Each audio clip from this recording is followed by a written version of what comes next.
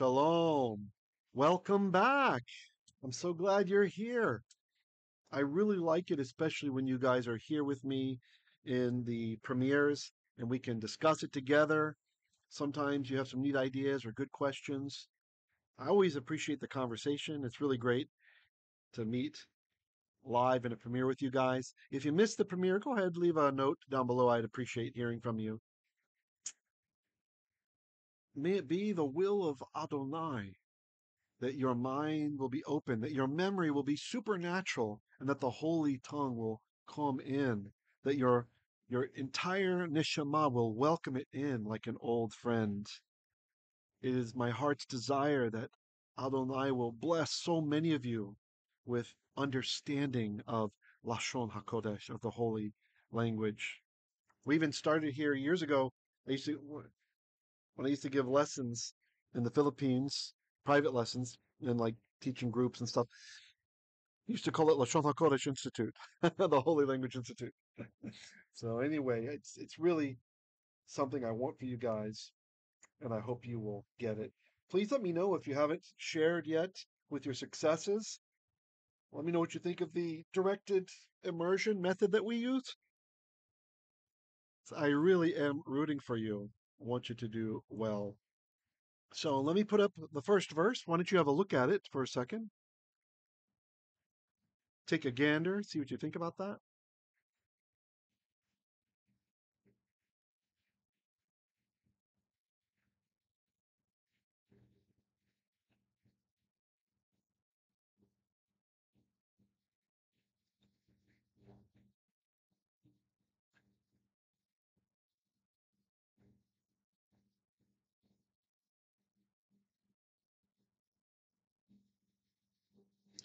Okay, let's do it. כי כן ציווה אותי בדבר אדוני לאמור, לא תאכל לחם ולא תשתה or תשתה מים ולא תשוב בדרך אשר הלכתו. Okay. כי כן. Ki. Well, ki can mean a lot of things. So again, this is the prophet speaking. Here I'm going to go with for. For. Chen. Such. Siva. So we can tell it's a Piel binyan, that is an intensive verbal stem, because we have the strong dagesh in the middle of the vav there. See that little dot? It's doubling. Now, if you don't know this verb, you probably can back form it, understand it coming back from the noun mitsvah. Oh, that's a mitzvah. I know some American Jews might think that mitzvah means good deed because it's a Hebrew loanword into English that gets used that way, right? But mitzvah does not mean good deed. Mitzvah means command, a commandment, command. There are 613 mitsvot, commands. So tziva, this is the verb from that. So tziva means he commanded. Kichen tziva, for such he commanded. Oti, me. So that's just the DDO, the definite direct object marker, with a suffix e at the end. Me. Such he commanded me.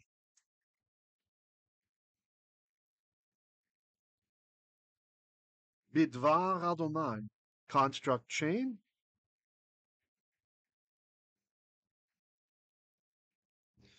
With an inseparable preposition stuck on front.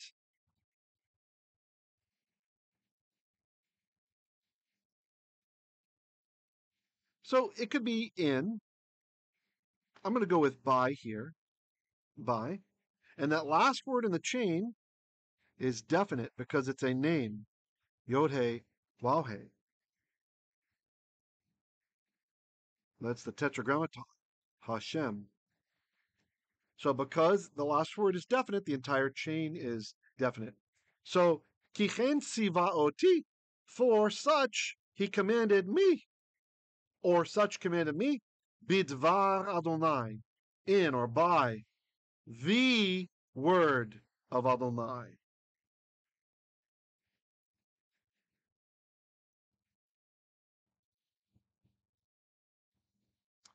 Lemor, saying, lo tochal, tochal. The verb achal, we talked about last time, meaning eat, and the tav at the front. In this case, it's telling us it's a second person masculine. You. You.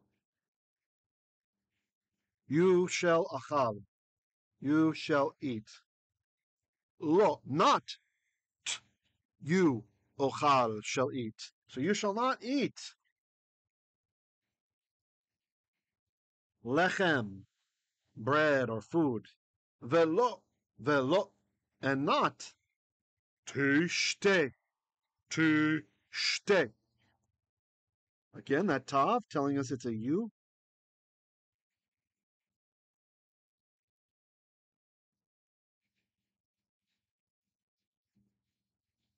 Actually, I don't like it that way.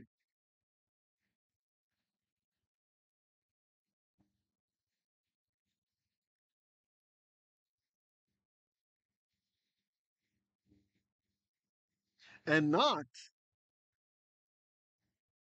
velo, and not tishte, you shall drink mayim. So, and you shall not drink mayim, water. Velo, velo, and not tashuv, tashuv.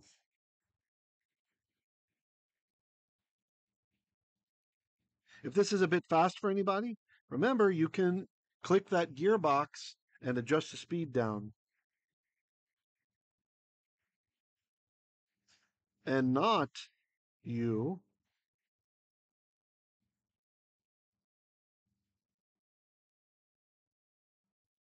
shall shuv. What shuv mean? Shuvi, shuvi ami. Shuv is return. So not you shall return. B'derech. B. Ah. Derech. Try to figure it out before I tell you in English. What's bait mean? In. On. Some other things too. And what's that? What's that footprint there? What's that from? And the dagesh in the first letter of the next word.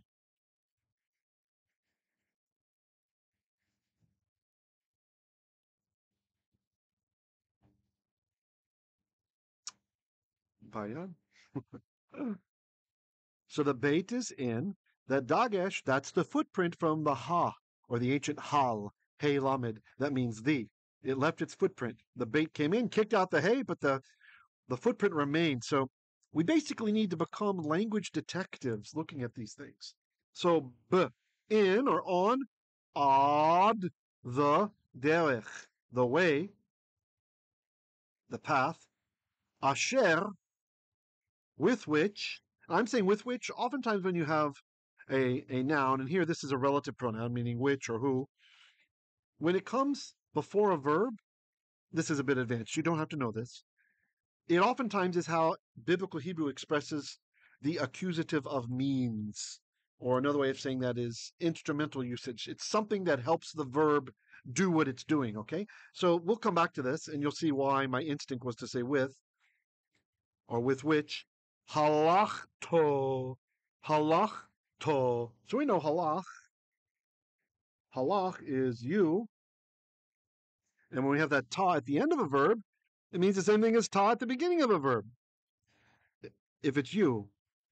So at the beginning of the verb for you, those are in front of imperfect verbs. For perfect, i.e. completed verbs, we put ta at the end, right? So again, reminding us of the word ata.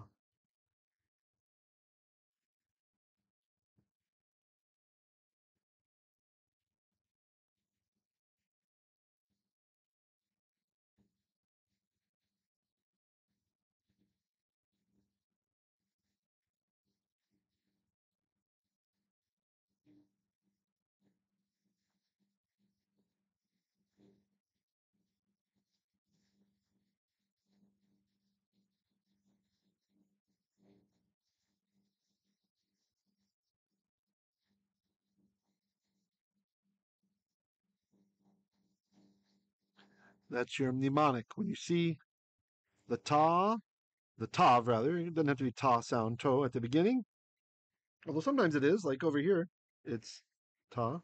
Or you see ta at the end of the verb. It's reminding you of the word ata. Okay? Halach is walk or go. Ta from ata. So, b'derech, along the path or along the way, with which halachta you walked, or on which you walked, or how you walked. You can make it make sense in English. Okay.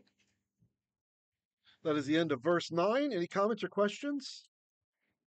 It's true, I'm marking up a little bit less and we're going a bit brisker pace because I want to make sure to get through both of those and I don't want to keep you as long today.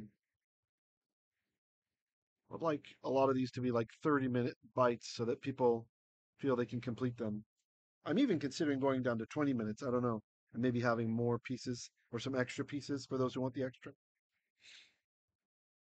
Okay, maybe I'll just read through it one more time, kind of more naturally. Ki chen tziva oti, for such he commanded me, bidvar Adonai, in the word or by the word of Adonai, le'emor, saying, lo tochal, lo tochal. You know what this tziva, it feels to me like it should be passive, even it doesn't look passive. So for such I was commanded, I might even say, by the word of the Lord, right? Le'emor, saying, lo, not tochal, you shall not eat lechem, bread or food, velo, and not tשתה mayim, you shall not drink water, velo, and not תשוב, you shall return, בדרך, on the path, on the way or by the way, asher, with which halachto, you walked or you came. All right, moving to the next verse. Here we are, verse 10, and we have a fe here at the end, indicating the end of a section in the Hebrew there. Let me just get a drink. You guys can take a look at the verse. Maybe chop it up a little bit in your minds.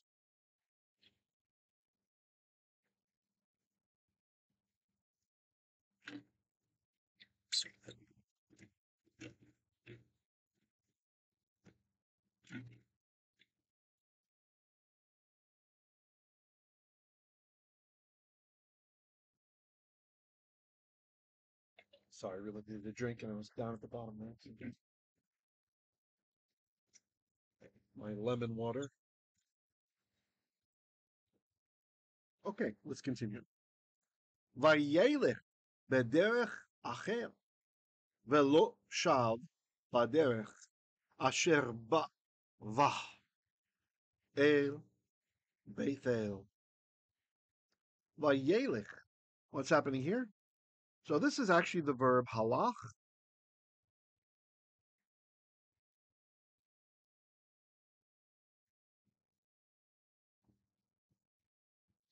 And our initial hay is actually gone away. That doesn't usually happen with initial hays, but it does with this verb. He decided to go away. So all that we're left from the verbal root with is lamed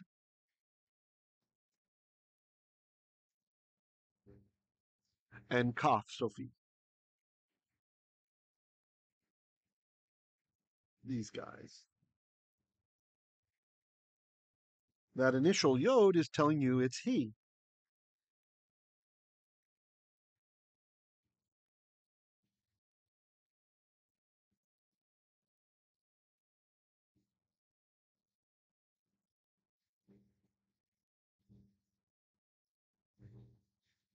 Yelech means he is going or he will go. It's an imperfect. And we're going to slap a vav conversive or a vav reversive, or there's all kinds of names for this guy on here.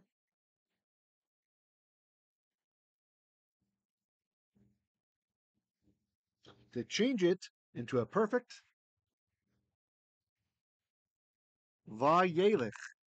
So, or and, probably so here. So, yelech, he went bederech achel.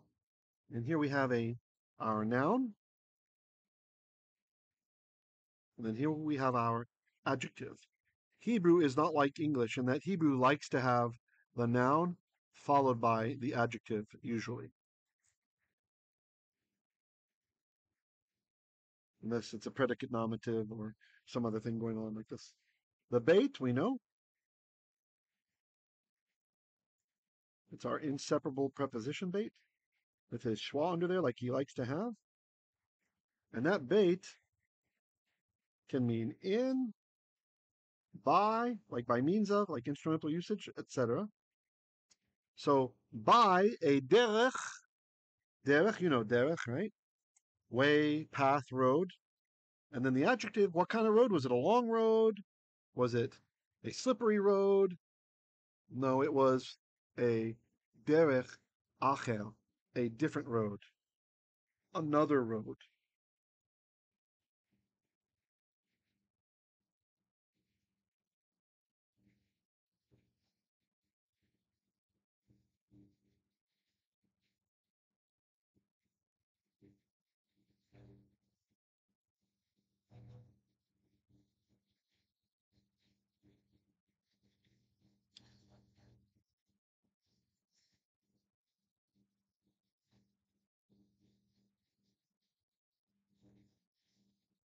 Some manuscripts have acheret there. Interesting. Yeah, when you see these little blue letters, if you're wondering what that means, that is the critical apparatus. This is from a critical Hebrew Bible, a critical text, which means it tells us when other texts, rather than the main Masorah that we look at today, have a different spelling or a different word, a different meaning there, different word, yeah. So I like to include it because I know plenty of people have been bullied by counter-missionaries who know a little bit of Hebrew, and they tell people stuff like, "Oh, look at your apostolic writings, look at your New Testament.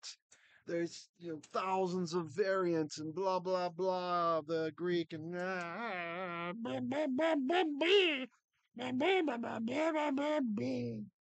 and it's just so dishonest.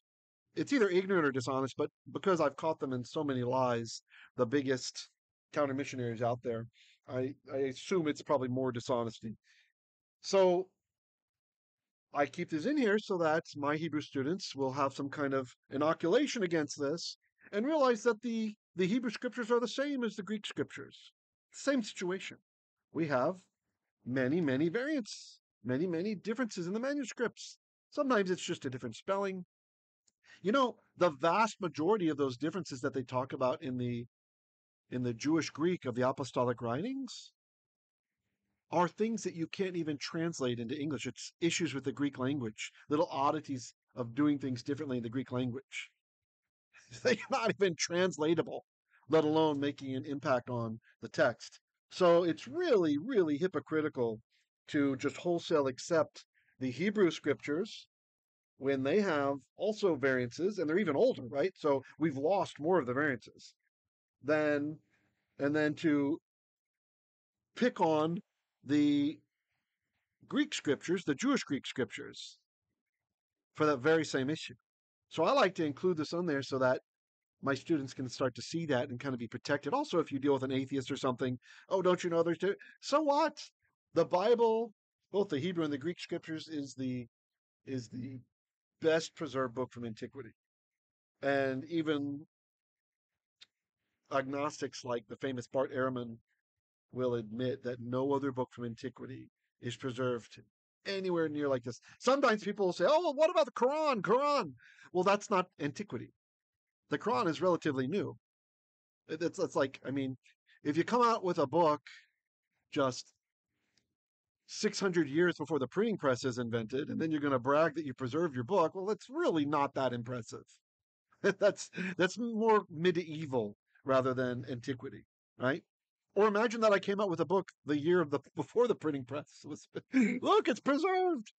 It's so odd, but it's actually not preserved because Uthman had all the Qurans gathered up that were different, and he had them burned. So basically, burn the evidence. And still, there are 7 major different Qurans that are out there today. So it's just kind of a lie that those Islamic apologists like to say. So their book is the same, except it's kind of less excusable. If you look at Hebrew Bibles from the 700s and later, like the time period of Quran, we're not going to find so many differences anymore. So what they do have has more differences than you would expect. So it's actually worse preserved if you use equal weights and measures. So anyway, just some apologetic stuff there, because we are commanded to be ready always with an answer for the faith that is within us. So vayelech bederech acher. This is the prophet, the Ish Elohim, the man of God. So he went by another way or another road. Velo, and not shav. Shav is the verb shuv. The second root letter is gone because it's a hollow verb. Hollow verbs, they have a vav or a yod as their second root letter, right? Most words, you got 3 root letters. 1, 2, 3, right? So if you think of this maybe like as a stump or something, like a tree stump, okay? Maybe we have like the outer coat of bark is the first root letter, and then, and then we have another coat of bark that is the third root letter. But then on the inside, it's just a hollow, thin thing, right? When that hollow part is a vav or a yod, we call that a hollow verb. So you have some root letter, and then say a vav, and then something else, right? So in this example, in the example of shuv, we have sheen is the first root letter, beit is the third, and shurik or vav is the third root letter. And you see he's gone here. They often disappear in those kinds of verbs. So that is what's happening. We still have our sheen.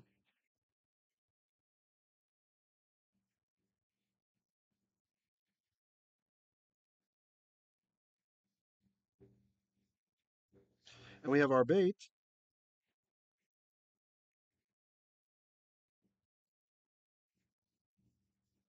But as expected, the vav is gone. Okay, so that is a hollow verb. Those are called hollow verbs.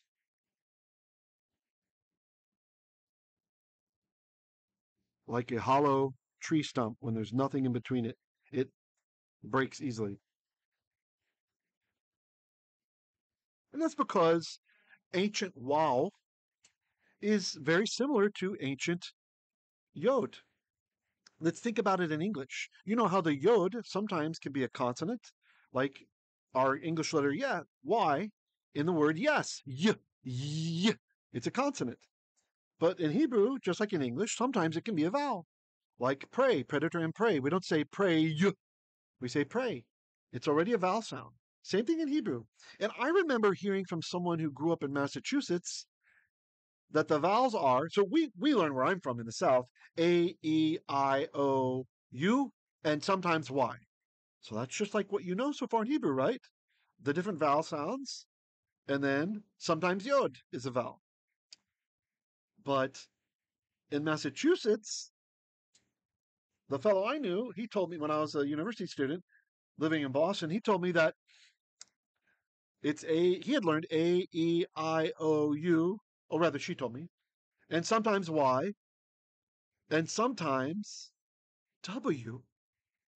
Well, that's the same as Hebrew, because the ancient Vav, even though we call it Vav today, that was a wow in biblical times. That was pronounced as a W, just as it still is in all the other Semitic languages, including the dead ones like Ugaritic and the various flavors of Aramaic, both the living dialects and the dead ones. And in Arabic today, they have their wow sound that also is an U or a W. And so that's it. And if you don't believe me, I know there's some people, they listen to there's a silly teacher out there, Nehemiah Gordon, who kind of got locked into the pronunciation of the name of God, I think, when he was maybe learning Hebrew. And then as he got big and popular as Christians funded him, even though he doesn't believe in in Yeshua. As he got big and popular, he started pushing. He couldn't back down, and he kept pushing that God's name. Well, it's similar to what the Jehovah's Witnesses call him, right? And they call him that because they didn't understand the Masorah, the Jewish way of preserving God's name. And so this forced him to treat the wow as a V sound. And he insists that to this day that it was that way in ancient times. So if you want to see some pushback on this, I have a video here on this channel that discusses the ancient wow. I talk about it. It's just kind of an impromptu video, but I did link in that video a collection of notes that I made with 77 scholars who refer to the vav as a wow. So even though we read it as a vav for the sake of Kalal Yisrael, you should be aware that it was a w sound. And so it makes sense that he's going to disappear sometimes. That which ones will disappear? The sometimes Y and sometimes W. The Yod and the Waw. So that makes total sense. All right. Continuing on. Actually, maybe I should pause. Any comments or questions?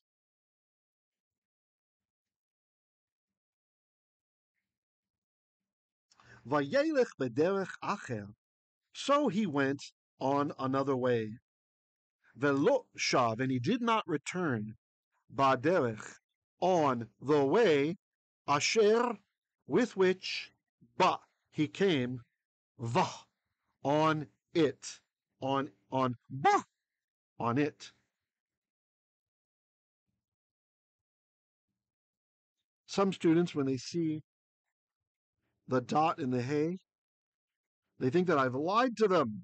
You told me, Rabbi, there's no dagesh in a hay. That's not a dagesh.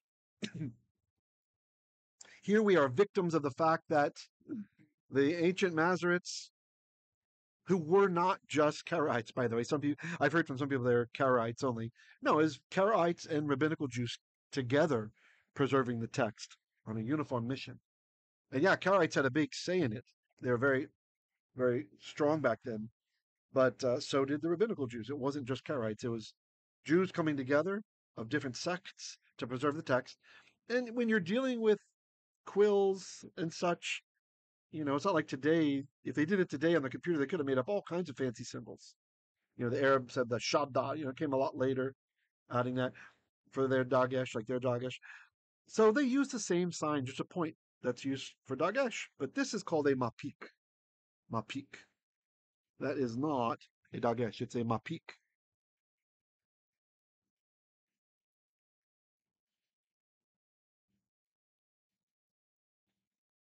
It's that guy. And the reason for the mapik is that before we had the diacritical vowel systems of having these little signs, right, to help us know how to read, hey was what was called a vowel letter. It was one of the vowel letters. These are letters that would show us there's a vowel, even though those are consonants themselves. So when hey is at the end of a word, it's always a consonant when it's at the end of a word. I mean, it's always a vowel. It's always a vowel. It's either telling you ah or eh, usually ah, right? And so we don't pronounce it. That's why we don't say the hey sound, right? When it's the last letter in a word. Unless, ding, ding, ding, ding, ding, there's a mapik inside. So that is telling you that this is not just the ah sound, it's actually the H sound, the hey sound. So that's why I over-exaggerated a bit to make sure you hear it. And I would say va, va, okay? Bah. But it is there. You would hear it. On it. On her. El, unto, Bethel. Bethel. And I am reading that tav as a th because in the ancient Hebrew dialects, the various dialects, that was a th sound when there's no dagesh. Unfortunately, this distinction is not preserved today in Israeli pronunciation. That's just always a t sound, as it comes from Sephardi Hebrew. But in Ashkenazi Hebrew, the Ashkenazim did actually still keep a distinction at least. So if it had a dot in it, a dagesh, it's a T sound, just like in ancient Hebrew. And if the dot is gone, then it was an S sound, right? So if you go to a synagogue where they pray in Ashkenazi Hebrew, this would be Beisail, Beisail, Beisail. It's a base. That's why you get the word Shabbos, right? Because it's a tav at the end without a dagesh. Okay? Shabbos Sholoin. Or Gut Shabbos would be better. Gut Shabbos. All right. וילך בדרך אחר, ולא שב בדרך אשר בא אל בית-אל. So he went on another path, another way. Velo shav, and he did not return ba derech, on the derech, on the way, asher ba, with which he came, on it, el, unto Bethel. And it's kind of interesting. The text is almost seems to be suggesting, and this is something I think, who did I get this from? I think it was Rabbi Mordecai Kogan, that the like Bethel's like polluted, like in general, go another way, getting away from Bethel. So kind of interesting. All right, hope you guys had a good lesson. Look forward to hearing from you, and make sure to check in tomorrow where we continue working through the Ketuvim, the writings. We are working through the wonderful book. I just love it. I know many of you love it too. Koheleth, which is more commonly known as Ecclesiastes. Shalom, shalom.